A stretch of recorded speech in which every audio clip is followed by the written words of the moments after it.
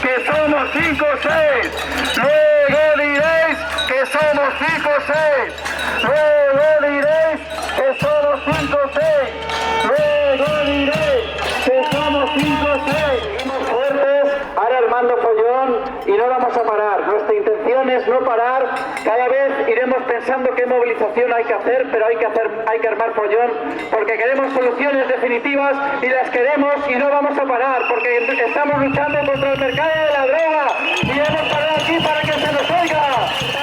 Que bajemos aquí gente mayor y gente pequeña porque estamos demostrando que queremos un barrio con futuro. Esto que estamos haciendo también es un acto educativo para que los niños y niñas nuestros del barrio de la Malvarrosa sepan que la democracia se construye aquí en las calles saliendo y defendiendo lo que es justo, porque estamos diciendo no al mercado de la droga que está embruteciendo nuestro barrio a la vez que esclaviza a personas.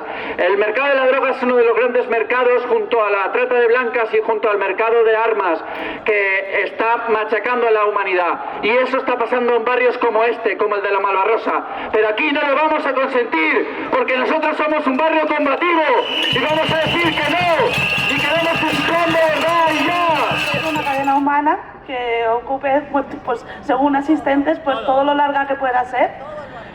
Es sábado por la mañana, es un buen día, no trabajamos, bueno, algunos, o otros sí, pero es un día que podemos tener máxima asistencia y puede ser divertido y al mismo tiempo es reivindicativo.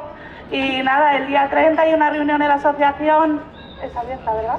Abierta para todos, si alguien quiere venir a aportar ideas, es siempre bienvenido. Y os espero el día 16, la verdad.